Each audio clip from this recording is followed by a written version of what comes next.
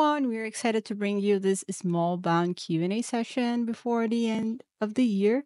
I am Shimmery, the marketing manager at Darkbright, and we have Purple Snow and Spooky with us today, the founders of Darkbright. Together, we are here to share some updates and answer some of your questions. So, Spooky and Purple Snow, feel free to introduce yourselves. Yeah, I guess I didn't lose my speaking privileges the last time I was allowed on mic, so I'm excited to get into things and talk again today. Yeah, likewise. Well, I do still miss the crazy voice acting we had going on, but I suppose will be more normal this to go around. Yeah, no voice acting for today. We can save that for later, maybe. Who knows? For those who don't know, we've been collecting questions through an open form we shared recently. So if you want to have your questions covered on our next session, stay tuned on our channels and so you don't miss out on the next form. So now let's get started reflecting on our first playtest and take a look at what's next. So for our first playtest, there's a ton of things that we want to get into. I've got some exciting stats to share, but first I kind of just want to start with a general sentiment, which is whenever you put out a playtest, usually you go in with the assumption of, will this work the way that I intended it to? But almost always, the more interesting question is, what will people do with this? Because that tells you what your game actually is. For example, we saw people creating mythology around what having a banana in your inventory would do for fishing results, and then creating guides on how to get one. And to me, there's no better measurement of success than moments like this. You genuinely have to care about something to engage with it to that degree and to want to create and share that experience with others. And that level of joy and passion from the community is immensely inspiring. And it really does directly impact how we think about and develop the game. So it's super exciting to see that happening. Another area I want to talk about is characters and tonality. We actually put a lot of effort into showing the vibe of Smallbound into this first playtest. There's over 30 pages worth of character interactions, story, and Easter eggs, if you can believe that, because we really wanted people to have a chance to feel the possibilities of this weird world that we've been creating. Tonally, we are very different from other projects out there, and that's always a risk. As creators, we have to ask ourselves questions like, is everyone doing the same things in this space because that's what players expect? Or will people be receptive to someone trying something different? So to see the number of memes, jokes, and even fan art that we got was phenomenal. Like heck, some people were even finding their waifus and their husbandos. It really was just such a great response, and you're definitely going to see more character pieces through the holidays as a result. For sure, totally agree on those successes there, particularly the mythology part. I also remember a lot of the comments in the community going around over the little goldfish that you were seeing float around the map and all the stories and theories coming up on how to catch it. While this was a very enclosed experience in and of itself, right? It's just fishing, and there's a bunch of dialogue and little Easter eggs, but the main goal itself was all about fishing. It was still really exciting to see all the different ways folks chose to engage with it beyond that one activity. Some of the fun or interesting stats that came from this, well, speaking of fishing, folks caught the most smallies by far. Actually, there was data that came back with over 140,000 smallies caught over the weekend that the test was live. So good job, folks. You all are seasoned fishers. Some other pieces was, yeah, one of our longest sessions was actually 2 days, 23 hours, and 44 minutes. Perhaps this is a bot, but still kudos to the engagement and dedication. And the average number of sessions across the 3 days was almost seven. That's a lot of logging in and out. And of course, some of the survey results, thank you all for participating in those. Folks are most excited about gameplay as what we're planning next, which is awesome because that's a big part of what we're here to talk about today and moving forward. Well, those are very interesting data points, very unexpected. And Speaking of fishing, we faced many challenges during this first playtest, and one of them was related to communication. When it came down to the fishing competition rewards, we didn't announce them beforehand, so expectations were all over the place, and we get it. Moving forward, we will make sure that all details are finalized and communicated ahead of time, so you don't have to worry about that. This way, we can avoid misunderstandings and make sure everyone's expectations are aligned. We don't want to see anyone losing nights of sleep anymore. So we apologize for that. And yeah, we will make sure that doesn't happen again. Yeah, certainly. Think part of the playtest is all about the learnings that also come with the successes that we highlighted a bit here. Another piece I also want to call here is definitely on the performance side. There are some technical challenges we have experienced.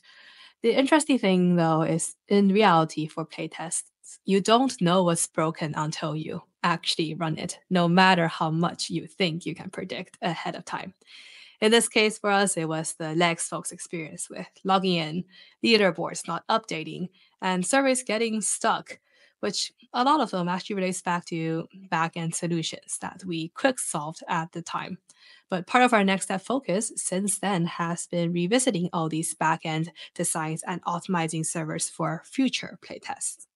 The good news is these aren't all unexpected. It's normal for playtests to have issues, and that's why we control the size of each playtest and scale it up over time. But of course, all the folks that come in to help provide the feedback along the way are extremely valuable and helpful for us addressing these together. So thank you. Yeah, definitely echoing that sentiment. We had our own competitions that were going internally as we would test things. And I first started catching the early signs of some of the lag, especially UI lag that was happening from having large inventories. But we just needed a scale of results in order to really pin down where it was coming from. And unfortunately, the rest of the team just could not keep up with my fishing prowess. So a huge thank you to everyone that really kicked in order to help us identify and squash some of those bugs. Things are definitely going to feel a lot better when we get to our next playtest. But before, just one other big thing that I want to talk about for fishing, some of the structural underpinnings of the event and kind of what that did for engagement, and speaking about how we're changing that. So probably that is, I think, the biggest change that we're going to make is that structure is the single placement style of leaderboard that we had. It did lend itself well to the fiction of a fishing contest, but in practice, it really did create a high stress environment where the competition completely overshadowed the rest of the content.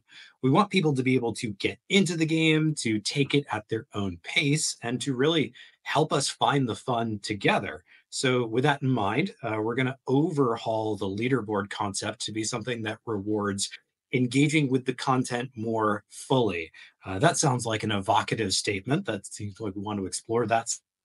So let's talk a little bit about what that means by getting into our next event. Well, Spooky, that's actually really interesting. By the way, thank you, the both of you, for sharing some very interesting insights on our first playtest. But right now, I bet everyone is really curious to know what's coming next after what you just said. So let's talk a bit more about that. So, what else can you share about what's coming next and what people can expect? Yeah, I am happy to jump onto that one to talk about things. But first off, I'll say that our next event, in terms of scale, is going to be 4 to 5 times larger than the first one that we had. Fishing was a quaint experience. It was a way for us to intro the game to the world, but in the grand scheme of things, it's such a small piece of the overall puzzle. As we go through these events, I think that people will start to understand the scope of what it is that we're building. And really, it is quite unlike anything else in the space. So, in the next event, we are going to be farming, which that's something that we've mentioned previously. People who have watched the trailer or followed us closely might be able to guess where this is going. But for everyone else, I will say that farming means something a little different in Smallbound. Sure, you can still grow your crops like you would expect, and you can live out your best farmer life. But in our world, you also grow your own weapons. And when I say that, do think ridiculous here, like a banana saber or mushroomikins. So if that's on the table, clearly we need something to use them on, right? So for the next event, you're going to be exploring an entirely new island. You will be engaging in combat with foes for the first time. You'll be taking on your first boss. And that's just to name a few things. There are going to be a lot of surprises in store this time around because we really want to encourage people to experiment and discover. That curiosity is at the heart of Smallbound. In addition, there'll be a new storyline that might shed some light on things that are happening in our world.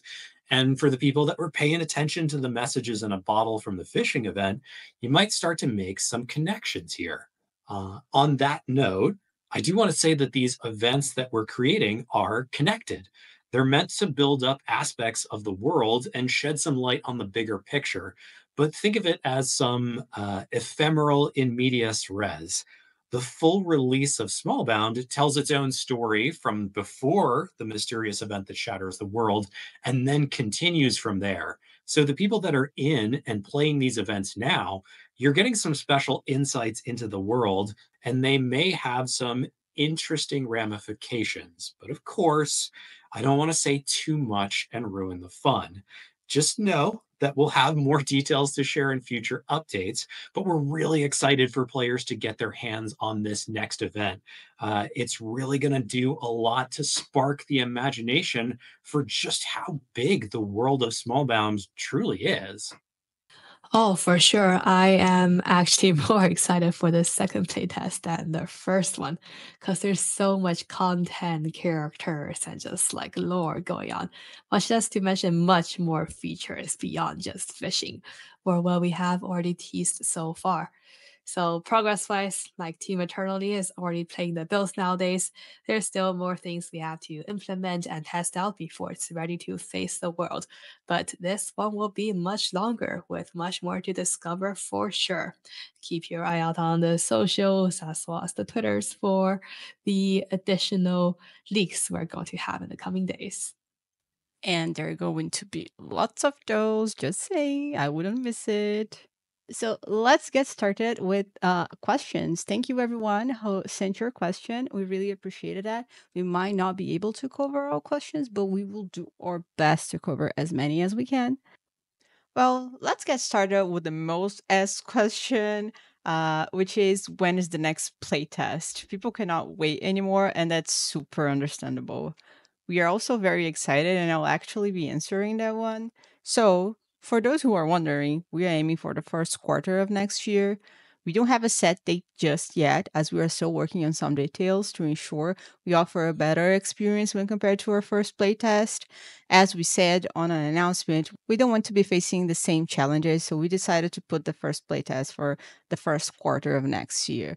We will announce the dates as soon as we have them. It's just a little longer, and it's going to be worth the wait, so don't worry. Now, let's go to our next question, which is what's the plan for Smallbound for next year? Should we be expecting more games as Smallbound is the flagship game? Well, what I can say is that there will definitely be additional tests of increasing size, complexity, and significance. And a note here, given the size of Smallbound itself, it is the only thing that Darkbright is working on currently. And we would love to be creating all kinds of amazing experiences. And goodness knows, we have bounced around some fun thoughts for the future, but let's work together to make Smallbound a success first, and then we'll see where that takes us. That is fair enough. Smallbound in itself is already a big enough of a challenge, so we are focusing all of our efforts to make it an amazing experience before we can dive into other challenges. All right. Speaking of a big challenge, our next question is what will be the end game content? Yeah, this is always a fun question. So it's no secret that we have some people with MMO backgrounds on the team. And one of the things that I like about the comparison is that in those games, There's more than one right answer to this question. For example, you could say that the end game in an MMO could be the high end PvE content, or it could be PvP content. Or if you're playing a game like Final Fantasy XIV, then everyone knows that the true end game is fashion.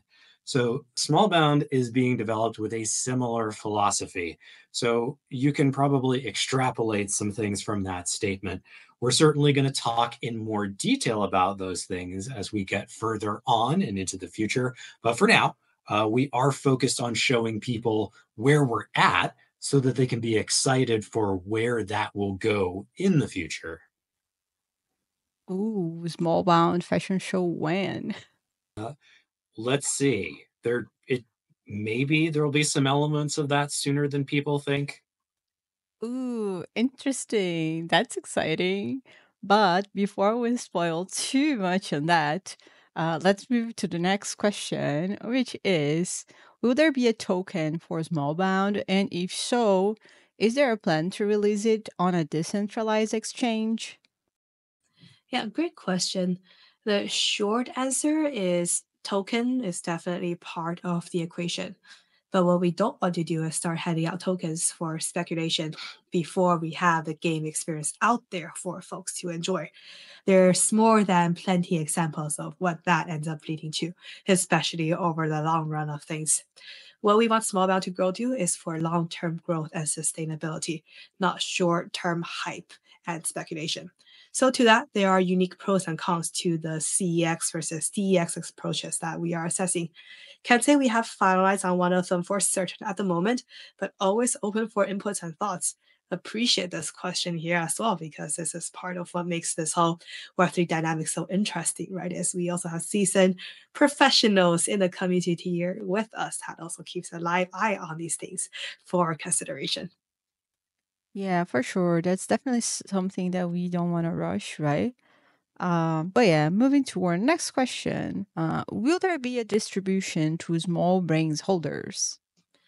Yes, of course. It is partially balancing art as we want to take care of our OG as well as be welcoming to new folks. So we'll prioritize it towards actively engaged and playing users while having bonuses towards right folks such as the small brains holders that are staking and actively engaging. But for sure, Small Brains is one of the original IPs that Smallbound is inspired from. So whether it be cosmetics or unique perks involved in gameplay, we want to make sure that is thoroughly expressed. And really, that's just a polite way of saying that if we didn't do this, we would be attacked by martial arts master Small Preeminent, and he is dangerous. Yeah, we don't want to mess with that for sure. I agree. Still on the topic of small brains, our next question is, what will be the task of the small brains? Should they help work on the farm? Yeah, so this kind of touches upon something that we're going to show off more of in our future events. So I'll say this up until this point, we've really only seen characters loafing around on islands with at least what I hope is amusing dialogue or quests, which, standard NPC stuff. But Smallbound isn't a standard game, so we aren't going to settle for something so basic. For now, I'll say that there will be plenty of reasons to be excited to see new characters showing up and what they'll be able to do as part of your journey. Speculate with that what you will.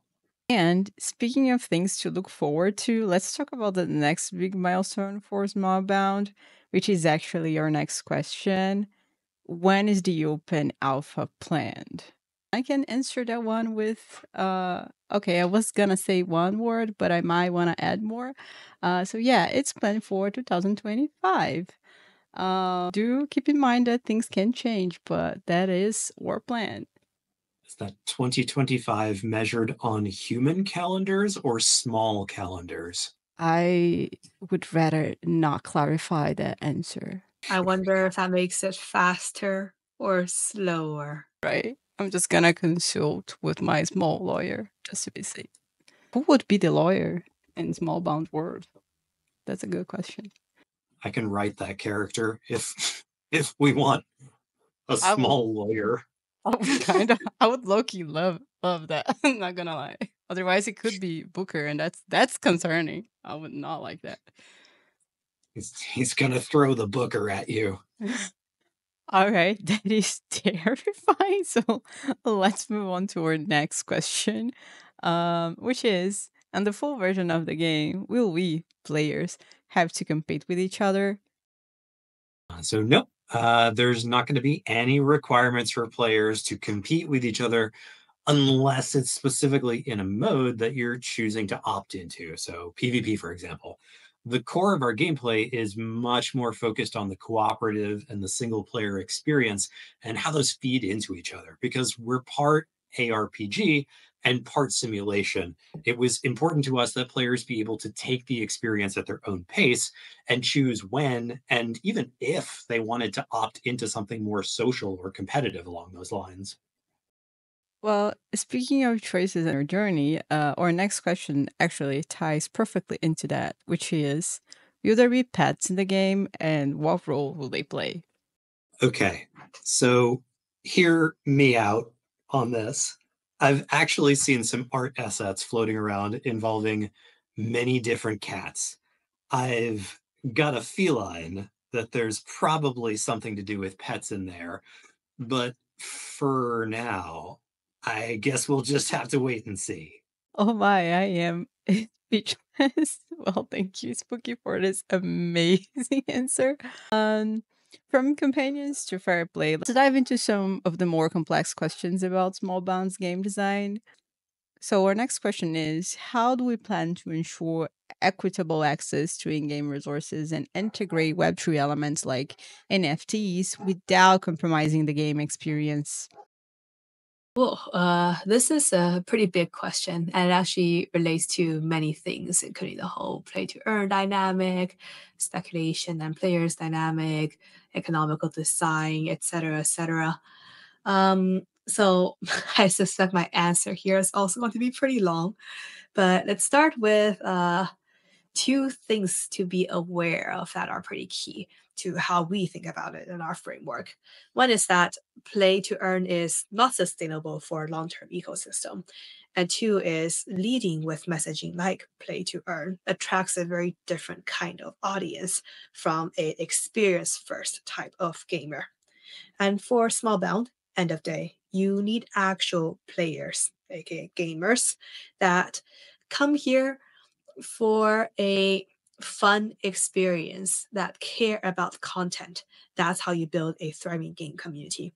If you get folks that come here purely for a monetary gain, but ultimately don't care about the content or type of game, end of day, that's not going to happen. Period. So Smallbound is player first, gamer first, like we have said in the messaging before, which means anyone can and should download and play Smallbound for free to start, even without knowing anything about Web3, right?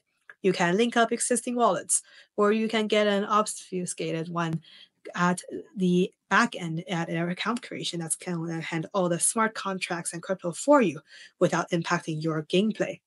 The way we think about progression is also structured similarly there. Players should be able to progress based on their player strength.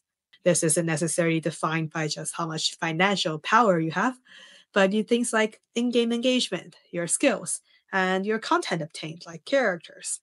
Regardless, everyone can move along just at different speeds depending on their activity levels. This game engagement first mentality is how we think about reward distribution as well there. So for Web3, like crypto and NFTs alike, right? The beauty of those comes in the tradable ownership aspect. So the balancing piece is about drawing the pool into three types of users. You got your players, you have curators, and you have curators. What we want players to be able to think is, oh, in small bound, I can have lots of fun, and there's bonus potential of money too. We want creators to go, oh, I can make some cool UGC in Smallbound. And wow, I can make money too if it does well. And for curators, for them to be able to say, nice, I can earn by supporting strong players and also high quality curators in the world. And I am selective about who I support in this ecosystem because I have a share in the royalties there. So what we're really doing here is we think about designing the world in a balanced way so these groups can actually coexist and benefit off of each other instead of a more Ponzi-like equation or a passing the baton along type of scenario. And to do that, we need a majority of play activity propping up demand for content creation and curation, since that's how you actually get users that care about content. And that's how you get community that will thrive off of said content without putting all of the speculation first and foremost.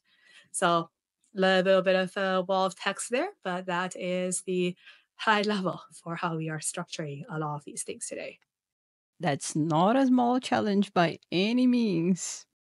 Certainly, it's like one of those unsolved questions and dynamics that keep plaguing in the space. But ultimately, we do think Web3 is technology, right? If you're playing a game, you don't care if it's built in Unity or Unreal.